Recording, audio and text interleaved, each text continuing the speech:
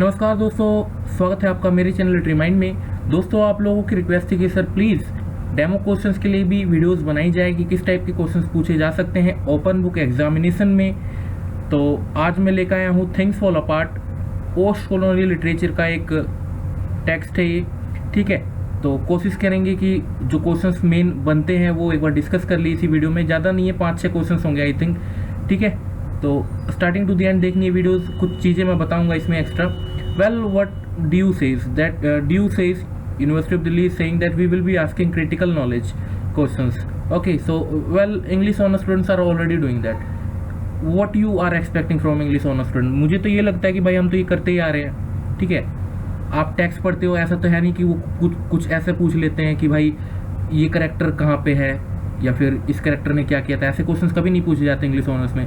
आपने टेक्स्ट पढ़ा है, आपको क्या समझ आया वही पूछा जाता है, और जनरली यही इस बार भी ये कह रहे हैं कि हम क्रिटिकल नॉलेज ही पूछेंगे।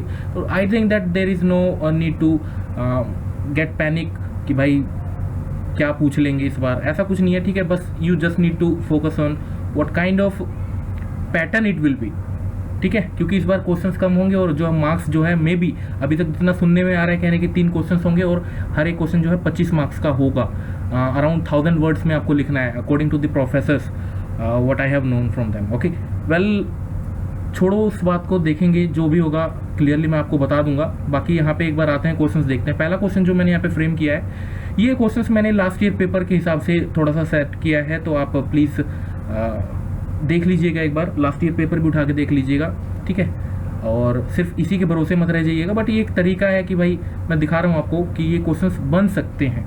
What changes can you see in the life of the people in terms of their freedom of movement, culture, etc. in pre-colonial and post-colonial world with references की स्पेलिंग गलत है I think, yes, from things fall apart. ठीक है, तो ये कह रहे हैं कि भाई क्या चेंजेस आपको दिखे। जैसे अगर मैं बात करूँ प्री कॉलोनियल वर्ल्ड की, अगर मैं थिंग्स फॉल अपार्ट में ही ले लेता हूँ, तो कोंको के गांव में क्या था, लोग भाई अपना जैसे मन तैसे रह रहे थे, अपने कल्चर रूल रेगुलेशंस फॉलो कर रहे थे। लेकिन प्री कॉलोनियल वर्ल्ड से अगर पोस्ट कॉलोनियल में चले जाएं, यानी कि जब वहाँ पे वाइट लोग आना स्टार्ट हो गए, उन्होंने अपना चर्च वगैरह बिल्ड करना स्टार्ट कर दिया, तो उस टाइम पे तो इन लोगों को कुछ फ़र्क नहीं पड़ा था। लेकिन जब वाइट लोग जो है अच्छी तरीके से सेटल हो गए वहाँ पे, तब किस टाइप की चेंजेस आई थी इनके फ्रीडम में, फ्रीडम ऑफ मूवमेंट में थोड़ा सा चेंज आया था। आपको पता है कि भाई ब्रिटिशर्स ने, फिर मतलब ब्रिटिशर्स क्या कहूँ, यूरोपियन समझ लो, वहाँ पे जो भी आए थे, तो उन्होंने अपने रूल्स एंड रेगुलेशन बनाए, कोड स्टैब्लिश किया। तो कहीं ना कहीं इनकी जो फ्रीडम ऑफ मूवमेंट है वगैरह, या फिर स्पीच कह लो, इनका जो तरीका था फ्रीडम ऑफ एक्सप्रेशन का, उन पे अटैक हुआ उन लोगों के, कोंको के गाँव वालों के लोगों पे। तो आप इस चीज़ को कैसे देखते हो, रेफरेंस के थ्रू से जो है आप बताना। ठीक है, तो आप जनरली मैंने बता ही दिया कि जैसे चर्च वगैरह बने, उसके बाद चर्च वगैरह बने तो इन्होंने कहा कि भाई हमारे भगवान को पूजा करो, आपका जो भी भगवान जो भी वगैरह मानते हो, आप जो भी रिलीजन मानते हो उसे छोड़ दो, क्योंकि आपके नेटिव भगवान कुछ नहीं करेंगे, कुछ है नहीं उसमें जान, आप आ जाइए जीसस क्राइस्ट के चरणों में आ जाइए। ठीक है, तो these were the words. Again एक पहली चीज़ थी जिसमें जो है आपके बिलीफ पे अटैक हुआ था वहाँ पे।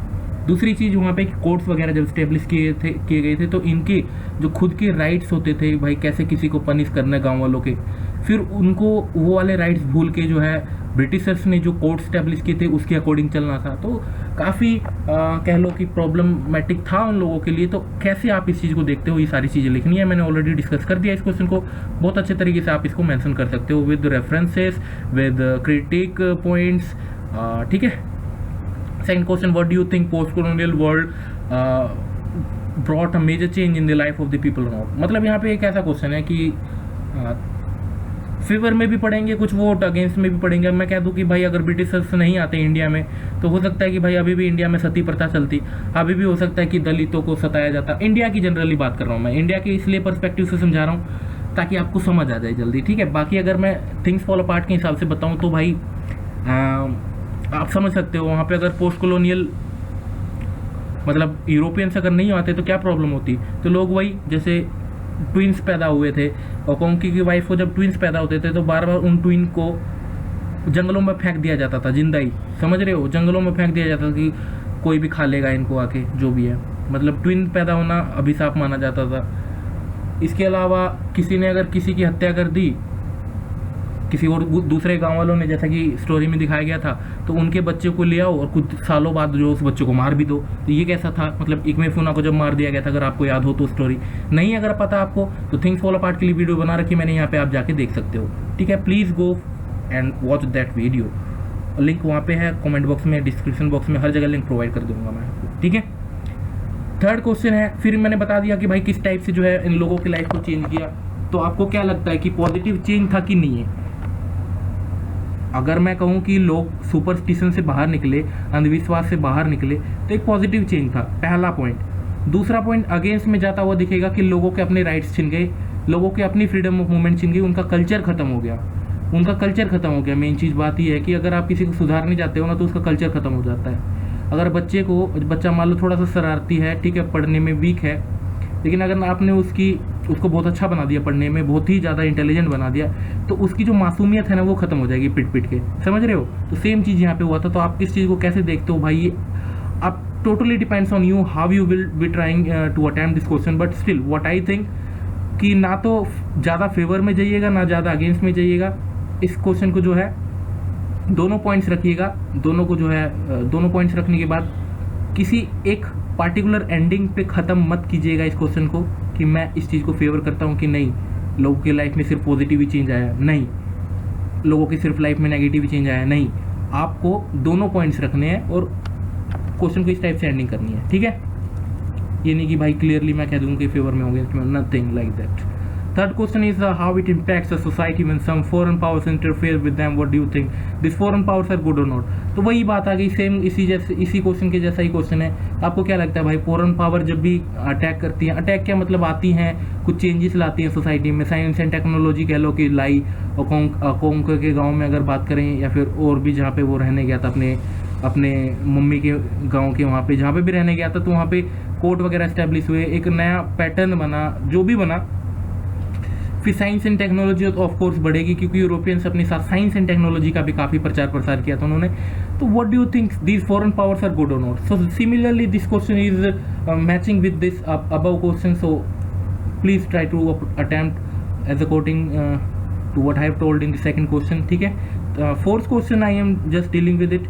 With the arrival of whites at one side, there was enforcement of laws, and other side it was all violence and clashes among the natives. Comment with references. Same here, reference की spelling गलत है, I think. एक बार सही कर लेते हैं। Reference of the poems and texts prescribed in syllabus. तो आपको क्या लगता है कि जैसे ही यूरोपियंस आए तो उन्होंने अपने एनफोर्समेंट करवाई लॉज वगैरह की, ठीक है। तो क्लासेस भी होती थी नेटिव्स में, क्योंकि कुछ लोग तो भाई सोचेंगे कि चलो ब्रिटिशर्स, जो भी यूरोपियंस, ब्रिटिशर्स कहने का मतलब ये है कि ब्रिटेन तो एक देश है यूरोप का, जरूरी नहीं कि सिर्फ ब्रिटेन वाले आए थे अटैक करने, फ्रांस भी था उसमें, स्पेन भी था, तो सभी लोग आए थे।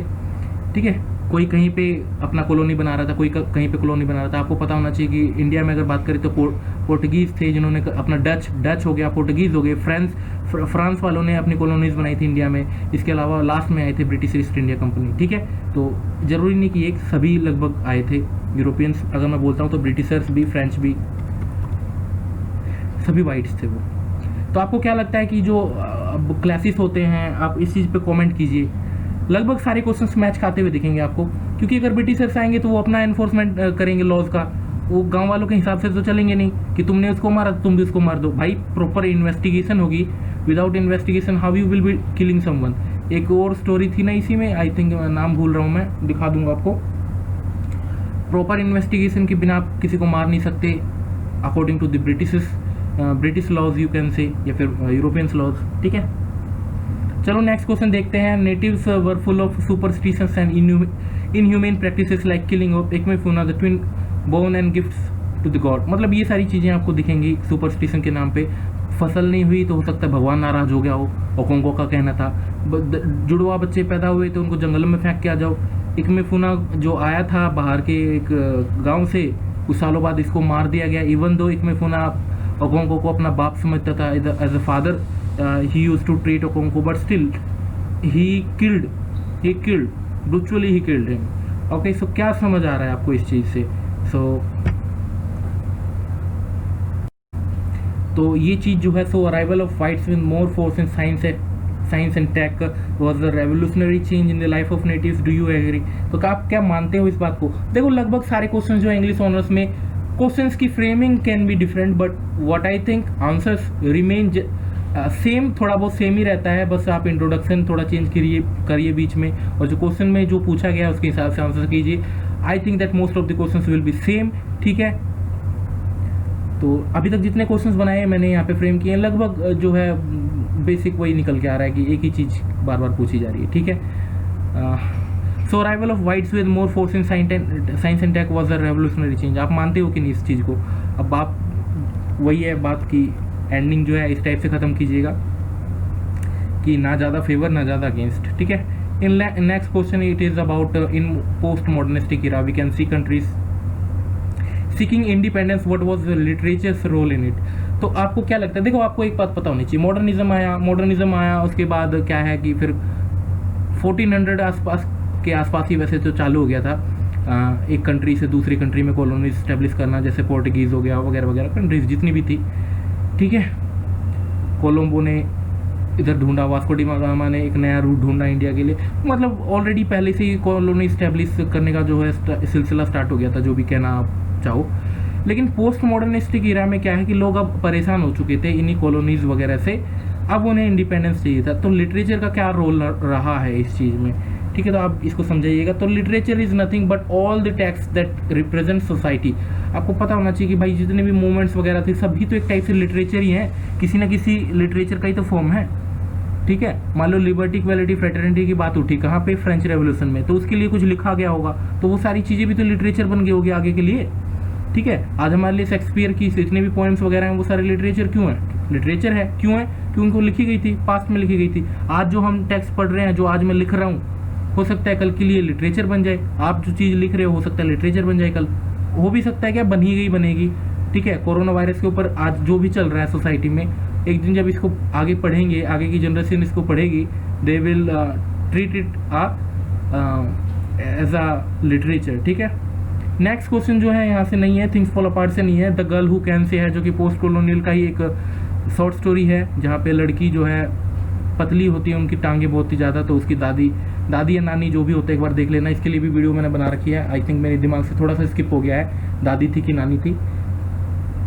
नानी थी क्योंकि माँ की माँ शो किया गया, ओके नानी थी।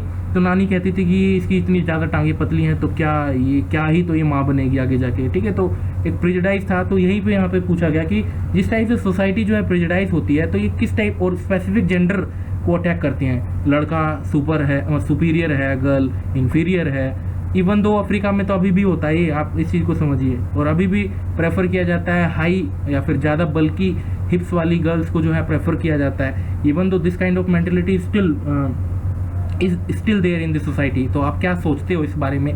तो critically comment on the role of society, how common set of prejudices और बिलीव्स अफेक्ट समवन्स ग्रोथ, ठीक है। स्टोरी में जो है लड़की वैसे तो दिखा देती है, एक मेडल ला के दिखा देती है रनिंग में कि पतली टांगे माँ बनने के लिए भले बेटर हो ना हो, लेकिन दौड़ने के लिए बेटर है, और सेम चीज़ इसकी नानी भी एक्सेप्ट करती है। तो these were the 5 to 6 question I think. तो ये क्वेश्चन जो थे आज आप लोगों के बीच में प्रेजेंट करना चाहता था, ठीक है। और एक चीज़ मैं बता दूं आप लोगों के लिए मैंने वीडियोस बहुत सारी बना रखी है। एनी बेसेंट की autobiography, the way Spain was, जो कि एक पोस्ट कॉलोनियल का ही है, ये पोएम है, ये भी डाल दिया मैंने। टुनाइट आई कैन पोएम है पेब्लो नेरूडा की, ये भी डाल दिया मैंने, ये भी पेब्लो नेरूडा की थी। Good women of Setzuan, epic theatre और ड्रामेटिक थिएटर, ये प्लीज़ करके जाना आप, ये बहुत इंपॉर्टेंट क्वेश्चन है। इसके अलावा मैंने द गर्ल हु कैन मैंने कहा येरा, ठीक है, द गर्ल हु कैन येरा। इसके अलावा मैंने और कहा था आपको कि मैंने थिंग्स फॉल अपार्ट के ऊपर वीडियो बना रखी है, तो थिंग्स फॉल अपार्ट की वीडियो ये रही, आप कहाँ गई, ये रही थिंग्स फॉल अपार्ट की वीडियो, आप प्लीज़ इसे देखना, ठीक है।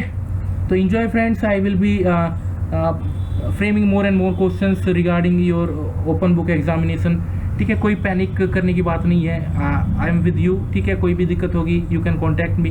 Well the need of the our is that practice करो जितना हो सके, राइटिंग थोड़ा सा जो है स्टार्ट कर दीजिए अभी से, क्योंकि और A4 साइज सीट में जो है आपको लिखना है, रूल्ड हो विदाउट रूल्ड है ये आपकी मर्जी है, एक ही साइड में करना है, 1000 वर्ड्स के आसपास करना है, ठीक है। तो that depends on you how you will be dealing with the questions, but still what I think that start practicing, ठीक है। हाथ ना दुख जाए आपका कहीं।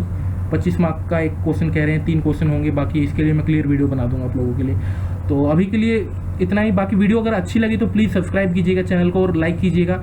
अगर लाइक इसमें ज़्यादा आप करोगे तो मुझे एक मोटिवेशन मिलेगा कि मैं नेक्स्ट वीडियो और लेके आऊँ जिसमें जो है मैं आप लोगों को ये बताऊं कि और बाकी टेक्स्ट से क्या क्या इंपॉर्टेंट क्वेश्चंस बन सकते हैं। For example modern European drama में घोस्ट ट्राइनोसोरस से क्या बन सकते हैं, ठीक है। तो well will be dealing with those questions in the next video. For the time being it's the end of the video.